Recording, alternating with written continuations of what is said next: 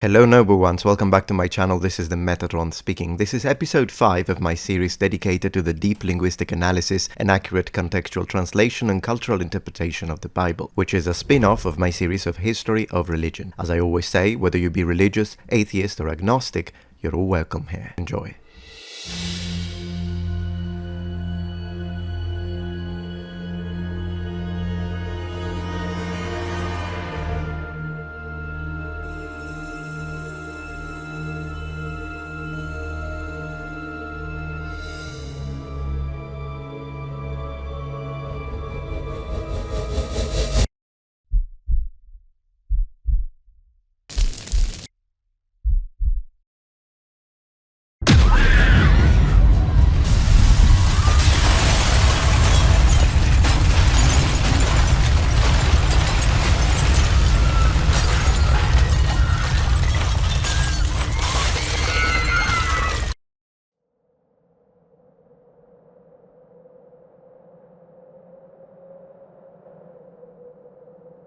The destruction of Sodom and Gomorrah, the cities of the valley, what is probably one of the most known biblical stories. On this video, we'll delve into the original Hebrew text, explore striking parallels in other ancient literary traditions, and examine the multifaceted reasons for the cataclysmic fate of these infamous cities. This video essay is a complete textual analysis which ventures into a realm of evidence which has yet to be systematically explored. We will present the events of Sodom and Gomorrah and the impact in a way you have never seen before.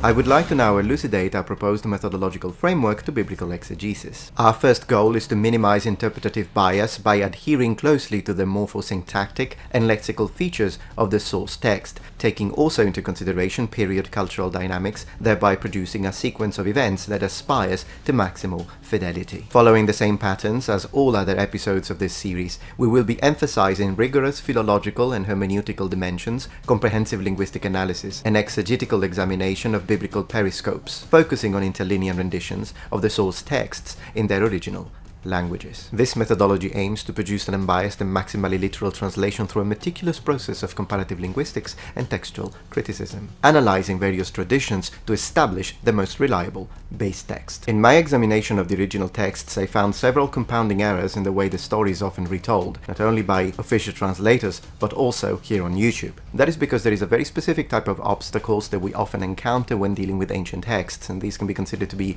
conceptual barriers that oftentimes are only very dimly perceived. Just to give you an example, have you ever heard of the story of God utilizing wasps and sending them against his enemies to destroy them? Well, there are no wasps in the Bible. That is a translation error. In fact, among other things, today I will show you what those passages are actually saying, what sort of weapon God was using against his enemies, and it's much, much worse. And once you see it, you will also see its connection with Sodom and Gomorrah.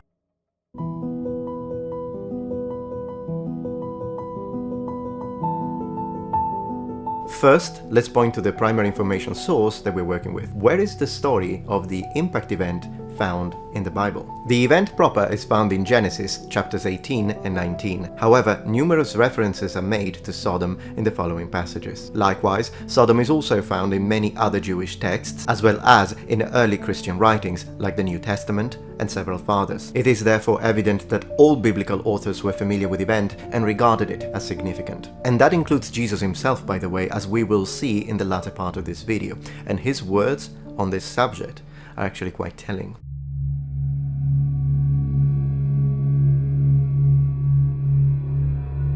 In general terms, this is a story of civilization collapse presented as a specific sequence of events of catastrophic proportions. It is also not a story of two cities, but of 5 and possibly more. Normally, when we think of this account, we focus on the two most famous, or should I say infamous cities, Sodom and Gomorrah. But let's widen our perspective for a moment. The cities of the valley were 5: Sodom, Gomorrah, Admah, Zeboim, and Zoar. However, Zoar is often not included in the list. That is because Zoar was in fact spared. Lot, Abraham's nephew, pleaded with the angels to not destroy the town, and the angels agreed. So, initial plan, destroy them all. Executed plan, 4 were flattened to the ground, no living being in sight for miles. One was left unscathed. Now let's utilize source and redaction criticism to delineate potential textual strata. We will mention, of course, the key events of this story: the wickedness of Sodom and Gomorrah, Abraham's plea for mercy, the arrival of the angels, Lot's escape, and the destruction proper, with a strong focus on the effects of the impact event, covered in details on section 7. But this is not a basic retelling of the story. Therefore, today, I will be presenting a case, and after what I found, I am confident that it will be a very compelling one. Get ready to deep dive. The story begins in Genesis 18 with three figures reaching Abraham's tent as he sat at the door in the heat of the day. Two of these are angels, while one is revealed to be the Lord himself. They inform Abraham that a decision has been made and these cities will be destroyed. He then pleads with the Lord. What if 50 just people are found? Will you spare the city then? What about 45?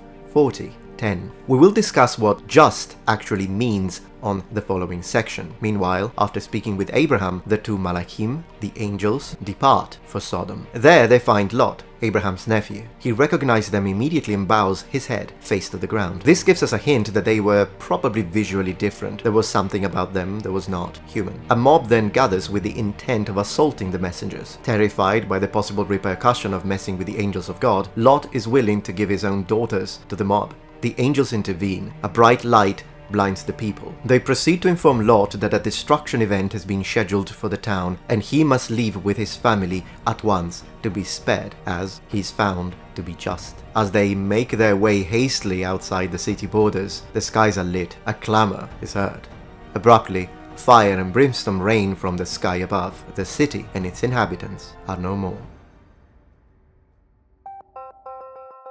To know someone in biblical script is a euphemism for sexual intercourse. We normally see this all over the Bible. Now, in the very passage discussing the mob and the way they wanted to know the angels, many people have presented the idea that they wanted to assault them sexually. I personally tend to stand with this interpretation simply because the exact same term is used to describe Lot's daughters. They still hadn't known any man. I will dive deeper into this translation of the verb to know on a later section of this video, but for now, suffice to say that the fact that in this instance the mob did want to assault the messengers is in fact irrelevant to the reason why the city was destroyed. There are in fact many things we don't know, but one thing we do know is that the attempted assault was not the reason why the city was destroyed. You see, the angels were sent to take Lot's family out. The preparation for the destruction event was already in motion. The city was already doomed. The cities of the valley had been marked for destruction before the encounter between the angels and the mob. Moreover, they were clearly marked for destruction before the three had even reached Abraham's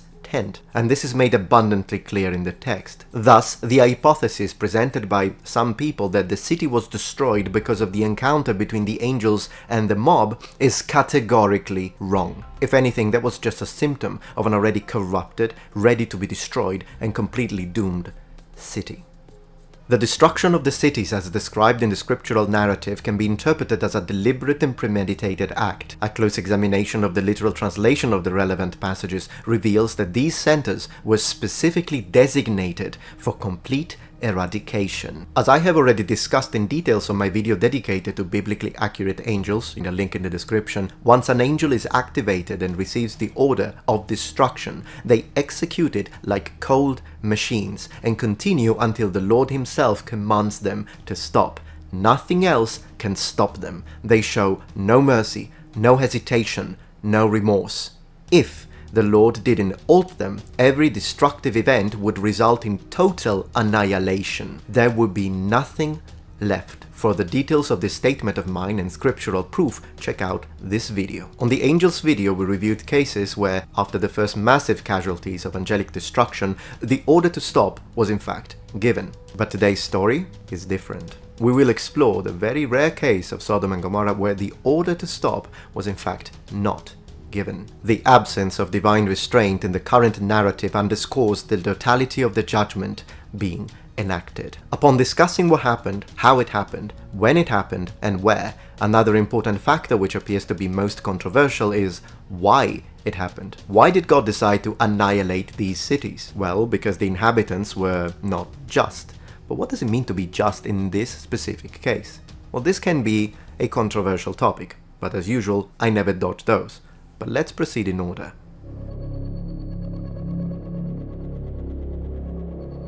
Of course, let me remind you that as of now, there is no conclusive archaeological evidence for the location or even existence of Sodom and Gomorrah. And what we are building here when it comes to the location is more of a speculative analysis. Potential archaeological data has been examined through chronometric techniques and candidate loci have been proposed, some linking the stories to destruction layers at sites in the Dead Sea region. But the exercise remains speculative. Some propose ruins such as the cities of Harappa and Mohenjodaro, also Tal el-Hammam, an ancient settlement near the Dead Sea. Now, we will discuss these and also cover and debunk some of the more extraordinary claims, such as the one about radioactive skeletons as proof of an atomic device. We also want to keep an open mind here, but we also need to be vigilant for nonsense. We are offered several key references regarding the location and names of the cities destroyed alongside Sodom and Gomorrah. These can be found in these verses. Currently, scholarly consensus suggests that Sodom and Gomorrah were likely situated in the Jordan River Valley, to the north of the Dead Sea. A pivotal verse concerning these cities is found in Genesis 13:10. And Lot lifted up his eyes, and saw all the valley of the Jordan, that it was well watered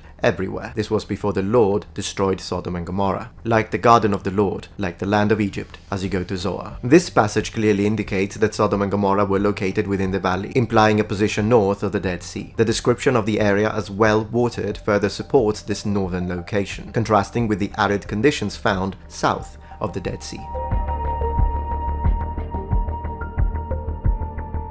The timing of Sodom and Gomorrah is much less certain. These cities are mentioned in religious texts, primarily the Bible, but their historical existence and timing are subjects of debate. In the Bible, the story of Sodom and Gomorrah is associated with the time of Abraham, which is generally placed by biblical scholars around 2000 to 1500 BC. However, this dating is based on religious traditions rather than any empirical evidence. Given these points, we can conclude. The Bible does not provide specific dates for the founding or destruction of Sodom and Gomorrah.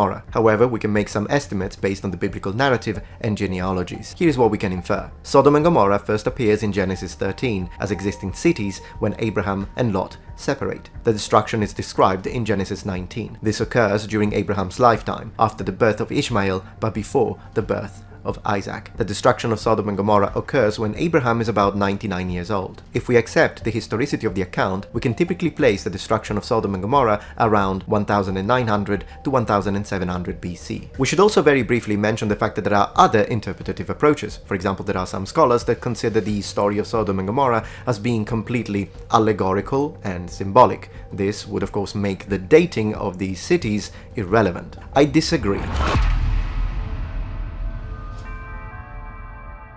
Normally, the raining of fire and brimstone is imagined as one of two things, either some sort of inexplicable magic or God using nature as a means of destruction. But a thorough interpretation of the original text presents a third possibility. It was a weapon the Lord wields. The way I'm going to defend this is the following. First, within the Bible, there are clear vestiges to God brandishing a weapon. You don't see them because you haven't read the text in biblical Hebrew. In other words, these terms have been removed in translation and have been substituted. Remember the wasps? I'll point out these occurrences. But it is through intercultural comparative analysis that I will present my strongest case today. You see, if you look at Akkadian religious literature, you will find the flood. Thus, the flood exists in both literary tradition, biblical and Akkadian. The flood isn't exclusive to the Bible, and when examined side by side, you can see a lot of similarities, which strongly suggests that they both discuss the same exact story. Another thing in common between the Bible and the Akkadian epics is a story about the destruction of cities by the gods. The difference is that in the Akkadian version, which we are about to read, we have a lot of details about the weapons used by the god in question, Erra, the god of war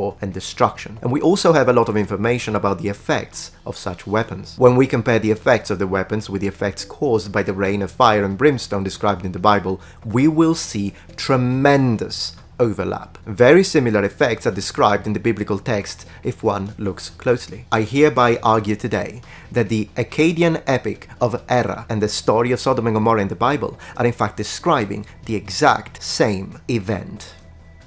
Let's jump into Akkadian literature, and after reading and examining the text, I'll show you where, in the Bible, we see the presence of weapons used by God to destroy his enemies. The destruction of cities is not exclusive to the Bible. We find very similar or related stories in several other civilizations and their legends. Reviewing and understanding these similarities not only when it comes to the heavenly destruction of cities, but also the way the gods operate is paramount to our investigation, as it allows us to create parallelism between the ancient texts. During this cross-cultural examination, we'll utilize methodologies from comparative religion, culture and anthropology in order to discuss potential shared motives while at the same time pointing out and delineating divergent elements. The presence of multiple sources which share a similar core story suggests the possibility of an actual real historical cataclysmic event, so catastrophic that it was indelibly marked in our collective memory at a species level. Let's begin our comparative analysis of analogous narratives with contemporaneous Near Eastern cultures within ancient Mesopotamian thought.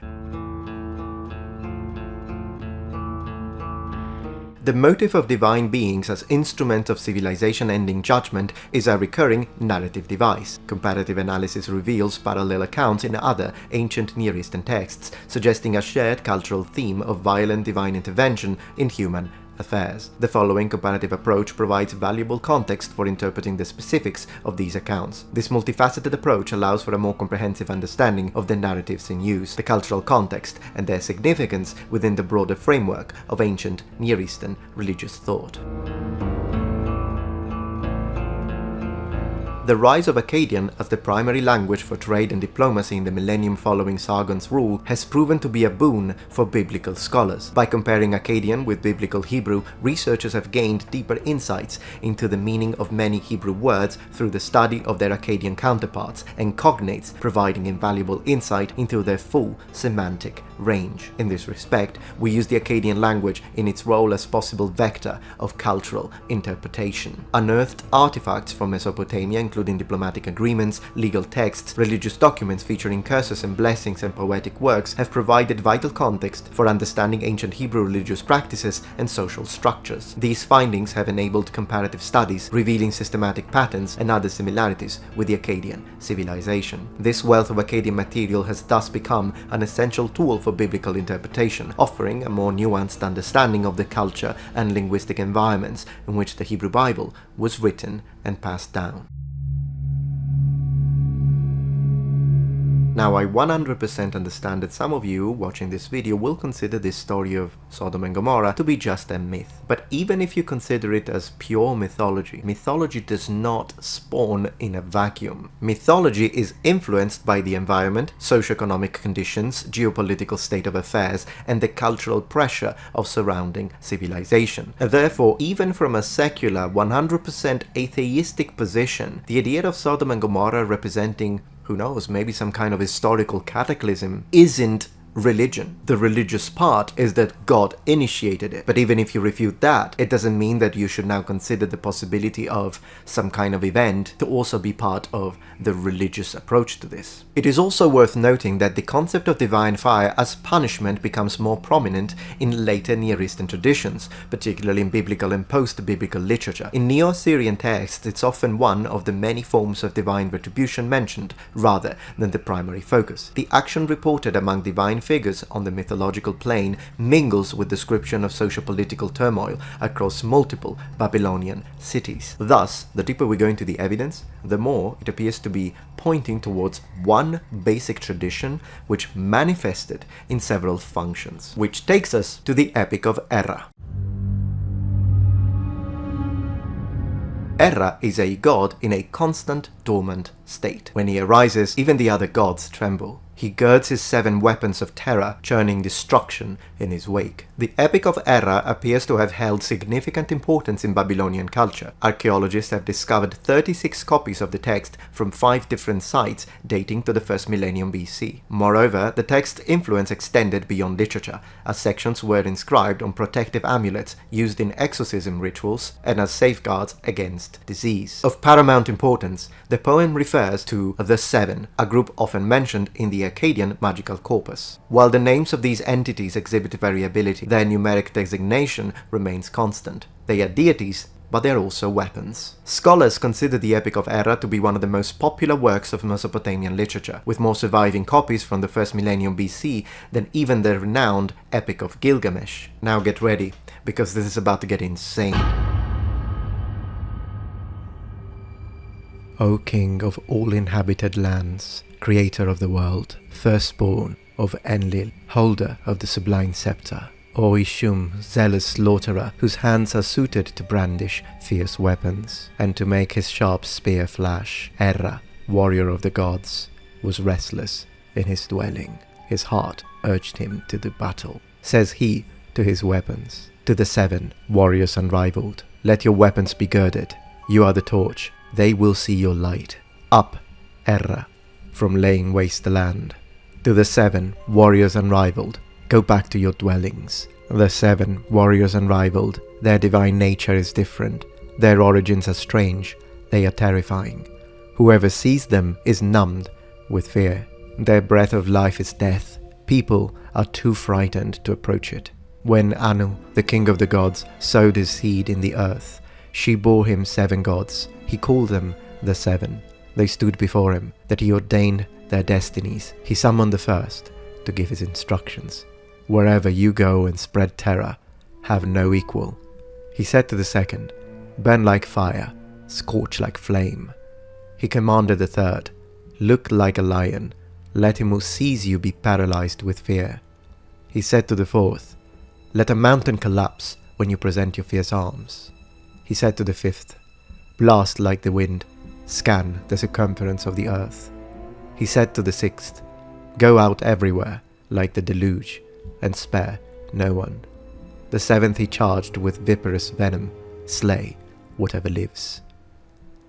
After Anu had ordained destinies for all of the 7, he gave those very ones to Erra, warrior of the gods, saying, let them go beside you, when the clamour of human habitations becomes noisome to you.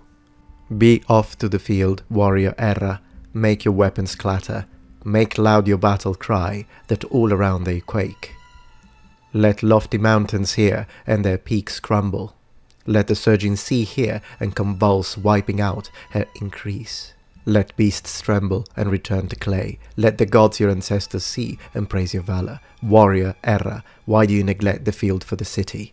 The very beasts and creatures hold us in contempt. O warrior Erra, we will tell you, thought that we say be offensive to you. The 7 warriors without rival make my fierce weapons, march by my side. I am the smiter of wild beasts, battering ram against the mountain. I am the blaze in the reed thicket, the broad blade against the rushes. I am the banner for the march. I blast like the wind, I thunder like the storm. Like the sun, I scan the circumference of the world. I am the wild ram, striding forth in the steppe. I invade the range and take up my dwelling in the fold. The shaking of the heaven meant the yield of the furrow diminished, being thereafter difficult to exploit. Underground water diminished, high water receded. When I looked again, it was struggle to get enough. Productivity of living offerings declined, nor did I renew it. He arose from his dwelling, an inaccessible place. He set out for the dwelling of the Anuna gods. Ill wind rose, and the bright daylight was turned to gloom. The clamour of the people throughout the land was stilled. The gods were terrified and went up to heaven. The Anuna gods were frightened and went down to the pit of hell. The entire circumference in the dust, its doors like the stars of heaven. Now let's review a few elements which I believe are worth of note. The weapons flash. Erra is invited to go out to the battlefield, brandish your weapons, such that the tall mountains hear and their heads bow low. The mountains collapse. The weapons are called ferocious, whose hands are fit to bear his ferocious weapons. They are ferocious, their weapons are raised. Let them be your ferocious weapons, let them accompany you. He also says to his weapons, hide in the corners. So the weapons are stored away in the corner. He spoke to the 4th, at the raising of your ferocious weapons, let a mountain be obliterated. It bore him 7 gods, and he named them the divine heptad. So 7 weapons standing before him, he assigns each their fate or mission. And then he proceeds to issue instructions. He also says, wherever you come and go, may you have no opponent. He spoke to the second, blaze like a flame. The third one, assume the appearance of a lion, let it dissolve whoever looks at you. So, just mere looking at the weapons has the effect of dissolving the body. This one is very interesting because it strongly connects to the biblical tale of Sodom and Gomorrah, when the angels specifically instruct Lot and his family to not look back as the weapons, so the fire and brimstone, descend from heaven. And what happens to Lot's wife as she disobeys and looks? She's turned into a statue of salt. There is a physical result or condition change that occurs because she looked at the weapons, very similar to the Akkadian text. Then he speaks to the fifth weapon, blow like the wind and scrutinize the circumference of the world. It generates a wave that goes all around the earth. Weapon number 6, sweep over destructively above and below, sparing nothing and no one. So, weapon number 6 comes from above. It's possible that this, or the second one, which was blazing like flame, could have been used in conjunction to connect them to Sodom and Gomorrah. As for the seventh, he loaded him up with dragon venom, lay low, living things. Let us now dive even deeper into the actual recorded effects of these weapons. We read, let them rolling cease here, churned up and wipe out their produce. Let even the tree trunks of the dense forest be cleared away. After one of these weapons is used, not even the tree's trunks stand. Let the people revere and let their clamor subside. Let the wildlife tremble and turn back into clay. In the next passages we will discuss the effects on the land and its fertility after the weapons are deployed. As for the world below, which quaked, the yield of the furrow diminished, and ever after it was difficult to load. As for the seam of heaven and earth which unraveled, the underground water diminished, and the floods receded. When I looked again, it had become arduous to cultivate the land. The offsprings of living creatures dwindled, and I did not restore them. They did not recover. So after these weapons are used, the land becomes unfertile, and it's impossible to plant or grow anything in there. An evil wind will blow, and the eyesight of the people, living creatures, will become blurred. The Anunnaki will come up and pulverize living creatures. Until I gird on my weapons, who will repulse them? Erra unleashes his wrath on the city. People are slain in the streets as buildings and walls crumble. Bertman writes, once again, Isham counsels prudence, but to no avail. Young and old are put to death. Fathers bury their sons, and the righteous perish together with the wicked. Once Erra is satisfied that enough had died, he stops the carnage. If you're enjoying this video so far, please take a moment to check out my Patreon page. With as little as a $5 support, you can help us ensure that we can continue to produce high quality and high researched content. And at the same time, you get access to polls, extra videos, unlisted streams, and much more. Thank you so much.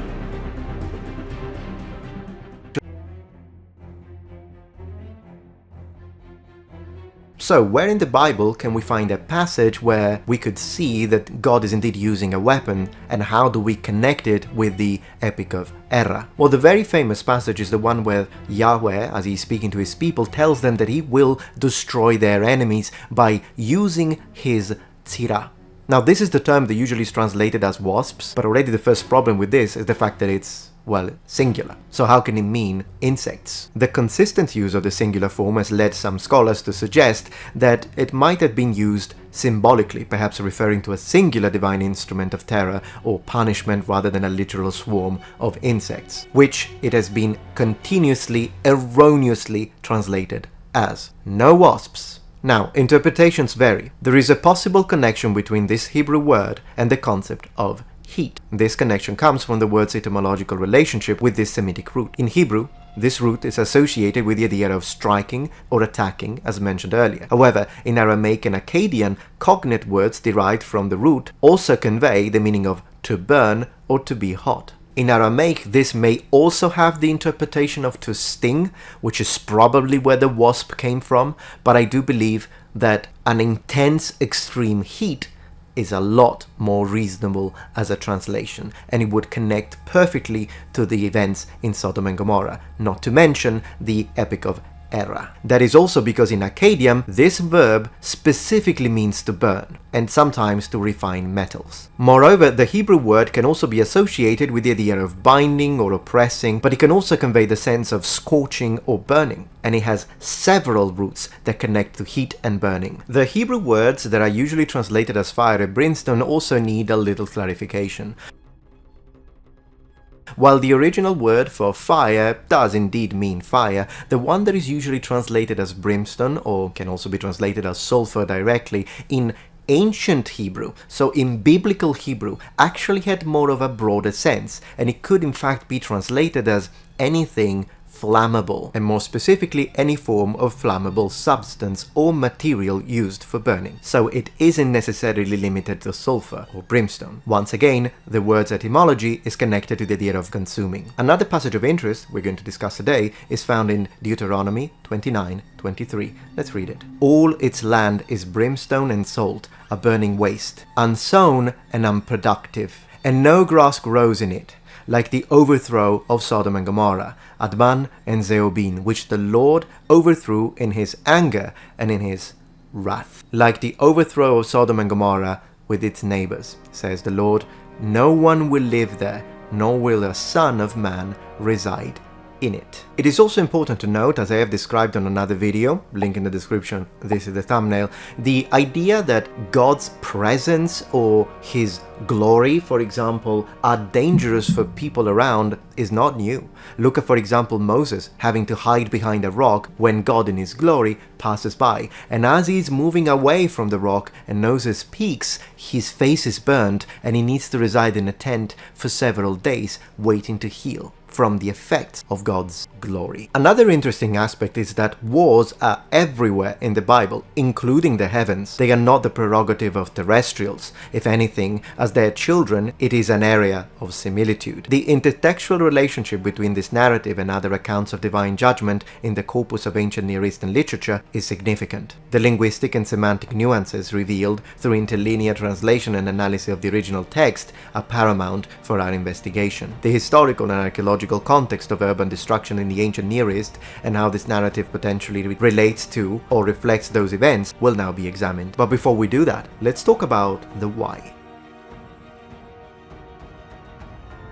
Towards the beginning of this video, we discussed the fact that the cities were in fact destroyed because the inhabitants weren't just. But what does it mean to not be just, and what was this greatest sin that condemned the cities? Well, there is quite a lot of controversy and several scholars present different ideas. Some think that the sin was in fact carnal in nature, sexual, while others present the idea that it was instead a matter of inhospitality, it being the greatest sin of the inhabitants. The traditional exegesis of Sodom's destruction is usually connected to the idea that the inhabitants perpetrated sexual transgressions, which is usually juxtaposed with Deuteronomy 29 and some passages in Leviticus. Now, on this video we will see that this is in fact a very reductive case to present. If the only reason why the inhabitants of Sodom and Gomorrah were not considered just was their sexual depravity, then how do you explain just a few passages later Lot's family being considered just when they literally perform incest between father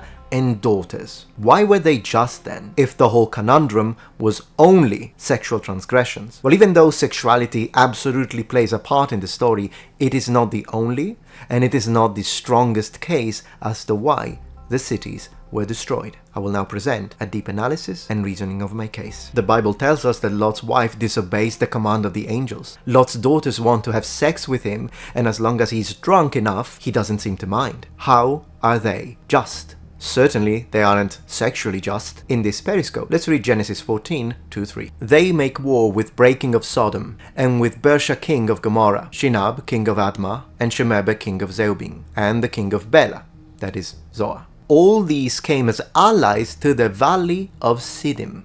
This is very important. The cities that get destroyed are allying together for war. So in this important passage we are told that the 5 kings had made an alliance. The kings made the alliance in order to protect themselves and their cities against the 4 kings described in verse 1. Verse 3 tells us that the cities of the 5 kings existed in the valley of Siddim. Genesis 13:13 also tells us that the men of Sodom were exceedingly wicked. We read, "Now the men of Sodom were wicked exceedingly, and sinners against the Lord." Against. In Genesis 18:20 we read, "And the Lord said, The outcry of Sodom and Gomorrah is indeed great, and their sin is exceedingly grave." Moreover, the sinful actions of the people of Sodom include the following: overbearing arrogance, inhospitality, lack of compassion for the socially weak and disadvantaged, sexual transgressions of various descriptions, and in general, evil doings. Even though in our daily modern speech there isn't really a discussion to be had when it comes to the interpretation of the word just, in biblical Hebrew, specific in this context, there absolutely is. To be just in a biblical sense means to be in an alliance with God. And in this case, we're talking about a very specific alliance between Yahweh and his people as they were coming out of the land of Egypt. This can be considered the covenant tradition, which we usually find in Isaiah. The fact that pre-existing prophets, such as Isaiah, Amos, Zephaniah, Ezekiel, and many more, had knowledge about Sodom and Gomorrah also points to the fact that these cities were also known in their covenant tradition. But then they switch. In other words, the lack of justice of the people of Sodom and Gomorrah occurs in connection with a breach of treaty, and the destruction of Sodom and Gomorrah would connect with the classic punishment of breach of covenant with the deity, which we find in multiple literary traditions all over ancient history and literature. Not to mention treaty texts like Deuteronomy 29:22 do point out in this direction and interpretation. Still, in connection to which degree of sin was more predominant in their judgment apart from the breaking of the covenant, we can read Jesus' words himself. He says, Matthew 10:14-15, "And if anyone will not receive you or listen to your words, shake off the dust from your feet as you leave that house or town. Truly I say unto you, it shall be more tolerable on the day of judgment for the land of Sodom and Gomorrah than for that town." So, even if, from the perspective of the ancient Jews, the sin of the Sodomites, meaning the carnal sin of the Sodomites, was in fact, apart from the covenant, the greatest sin, from the perspective of a Christian, that is not the greatest sin, at least if you want to follow the words of the Master, and I mean, if you're a Christian, you should. The cruelty and inhospitality of the people who lived in the plains is, at least according to Jesus himself, their greatest sin. However, the people of Sodom were guilty of economic crimes too, that cheated people of their money, blasphemy against God, nonsensical bloodshed of many innocents, including beggars and travelers. The majority of these cruel attacks were targeted against strangers and those who could not provide for themselves. And in the Torah, we read that other crimes committed by the people of Sodom included adultery, pride, gluttony, strengthening the hands of evildoers, lying, laziness. For all of these reasons, in connection with the breaking of the covenant, the cities were destroyed. This is what it means, biblically, to not be just.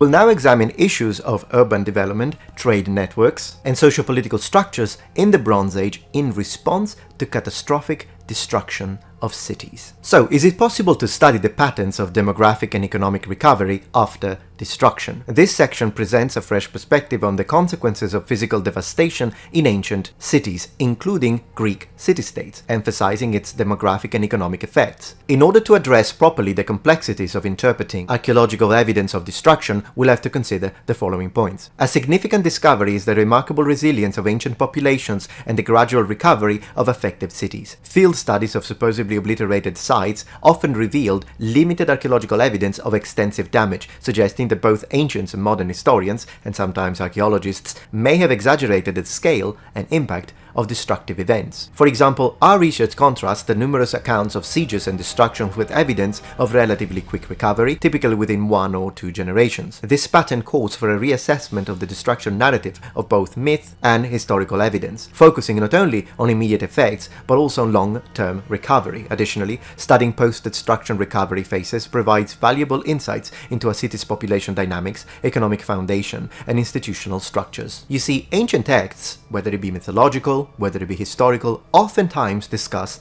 bloodshed and the utter destruction of cities. This happens a lot, for example, in the history of Greek city-states. But how should we exactly interpret the word destroyed? And how can we connect it to the story of Sodom and Gomorrah? It's the same word, but is it the same meaning? I argue it isn't. That is because archaeological findings often present a more complex picture. Notable examples include Herodotus' account of the Persian sack of Eretria in 490 BC and Livy's description of Roman devastation in Epeiros in 167 BC. The observed patterns of rapid recovery following seemingly catastrophic destructions challenges some economic historians' assertions. It raises questions about the actual extent to which war-induced destruction hindered economic growth in ancient Greece and other surrounding areas. While violent episodes undoubtedly caused short-term disruption, they may not have been severe enough to fundamentally undermine the economic and institutional foundation of ancient cities in the Bronze Age, in the Iron Age, and in the Classical period. Moreover, numerous examples instead demonstrate the effectiveness of population evacuation as a survival strategy. This revised perspective encourages a re-evaluation of the relationship between destruction, resilience, and recovery in the context of ancient urban centers. The point I'm trying to draw in this section is that we need to be careful with the juxtaposition of the word destruction of a city when we use it in an historical context and when we discuss it or use it within the context of something as catastrophic as Sodom and Gomorrah's destruction. The connection of the cataclysmic annihilation described in Sodom and Gomorrah narrative with the more conventional instances of urban destruction documented in historical sources necessitates a nuanced re-evaluation of our hermeneutical approach to ancient texts. In other words, the biblical account of Sodom and Gomorrah, as delineated, presents a paradigm of destruction that transcends the typical parameters of urban devastation encountered in historical and archaeological context. The narrative of complete annihilation stands in stark contrast to the archaeological and historical evidence for urban destruction events in ancient world. When cities are described to being razed to the ground, this shouldn't be taken literally, but there is one instance of a city that was so devastated that it never recovered, Pompeii. Therefore, I make my connection. A catastrophic event is the nuance that should be connected to the word destruction within the biblical context. In this case, the Sodom and Gomorrah account posits a level of destruction that precludes any possibility of recovery or reoccupation. The text suggests a complete eradication of the urban landscape, rendering the site uninhabitable and unrecognizable. No life could return. Therefore, the word destruction, when connected to ancient texts, should be considered as a spectrum, with interpretations ranging from conventional urban damage, severe devastation, complete urban cessation, total physical obliteration. Now, even though the account of Sodom and Gomorrah is clearly embedded and strongly connected with religious themes, a rigorously academic analysis must consider a possible historicity, at least when it comes to the core event, divorced by the religious surrounding elements. We should explore plausible geophysical phenomena that could have precipitated a catastrophic event of sufficient magnitude to obliterate cities and settlements and render their locations uninhabitable, as described by the ancients. As such, several hypotheses warrant consideration: seismic activity, meteoritic impact, natural gas eruption, volcanic activity. The persistence of this narrative in cultural memory suggests the possibility of an actual cataclysmic event of unusual magnitude. Anthropological studies have demonstrated the longevity of oral traditions, particularly those centered on real events. Look at, for example, the work of Nunn and Reid on Australian Aboriginal oral traditions, preserving memories of sea level changes over millennia. It is therefore quite understandable that, in parallel, archaeologists have turned their attention to the possible physical evidence of natural calamities and their impact on ancient settlements, architectural structures, and populations in the suggested area. Which is why in the next section we'll discuss Mohenjodaro and the radioactive skeletons.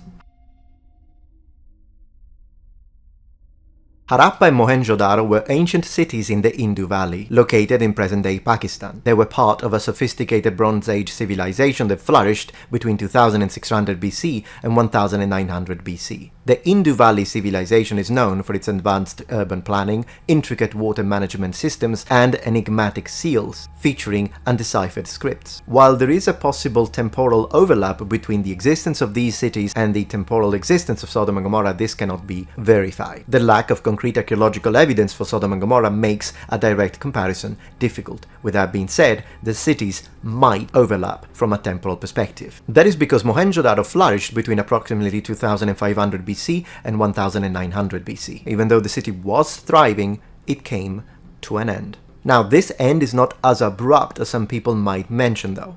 This is important to underline. While various theories exist as to why the city eventually declined, there is no widely accepted narrative of, for example, a divine intervention, at least within the Indus Valley's civilization mythology. What's interesting, however, is that at Mohenjodaro, excavators found incomplete skeletons scattered throughout the city, rather than in a designated burial ground. Early interpretation by, for example, Sewell, Guha, and Basu suggested various causes of death, including disease, famine, and violent raids. However, recent advancement in skeletal analysis and genomic view, with special reference to peopling and structure, have challenged these initial theories. Studies reveal no significant phenotypic differences among the population, suggesting a homogeneous group despite varied burial contexts. Forensic analysis of the bones shows little evidence of violent trauma. As Kennedy notes, while not all forms of violence leave skeletal markers, mass casualties typically show some sign of traumatic stress. The absence of such markers in Mohenjo-daro specimens contradicts theories of widespread violence. However, if you try to Google these skeletons that were found at Mohenjo-daro, you will definitely run into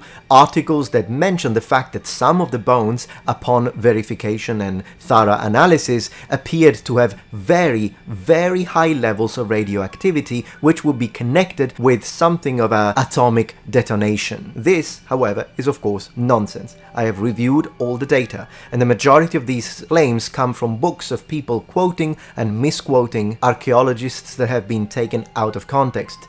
No bone have any evidence of radioactivity within them. So where does this come from? Soviet propaganda. In the 1960s, the evidence of massacre in Mohenjo-daro was questioned by an archaeologist, George Dales. He, however, demonstrated that the skeletons found in Mohenjo-daro did not belong to the same period. Moreover, the number of skeletons that we would have had to find would have been much bigger than what we actually found if this was in fact an event of cataclysmic proportion.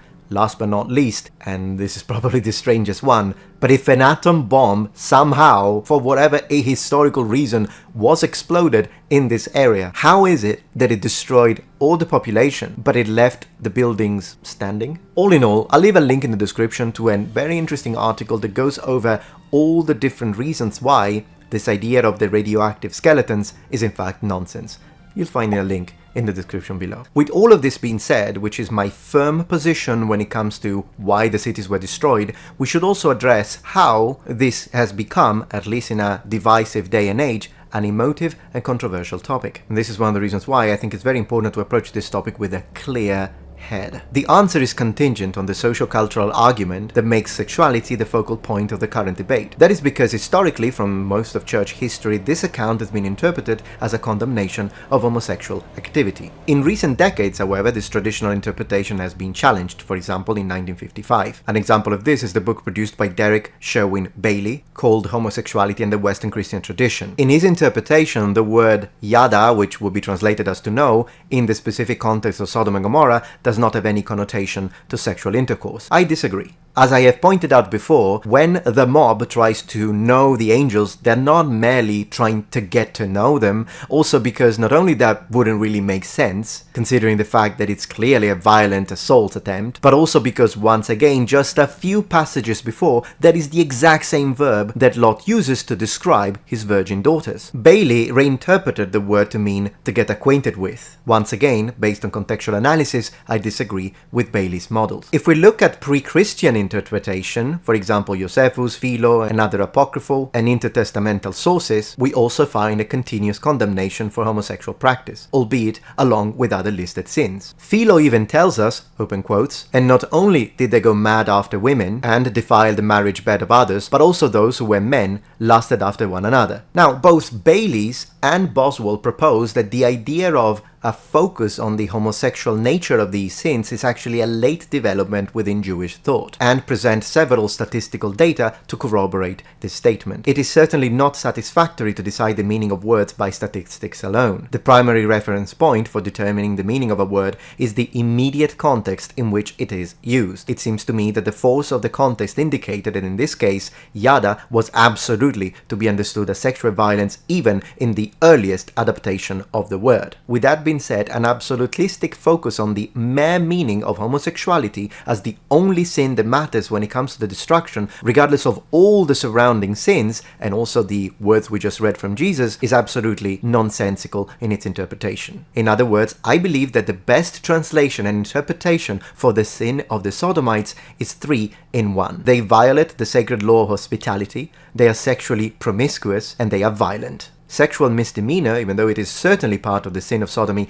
as interpreted by scripture, is not central, nor is the most important part of the city's condemnation. As we go deeper, we read, "The tradition speaks of injustice, sin of adultery, lies, pride, gluttony, excess wealth, indifference to the poor, inhospitality." As we continue to seek for scriptural references for the reason why the cities were destroyed, as we read Isaiah, we see that his words connect exactly with what Jesus said. In Isaiah 1:10 and 3:9, the reference is once again injustice. In Ezekiel, we read that the sin is pride, excessive food, indifference to the needy. And Ezekiel once again uses the same interpretation given by Jesus with an emphasis on inhospitality. All of these were the primary vices of Sodom and Gomorrah. In conclusion, this ends our journey into the story of Sodom and Gomorrah. I presented my opinions, I presented my case, but I would like very much to hear your opinion in the comments below.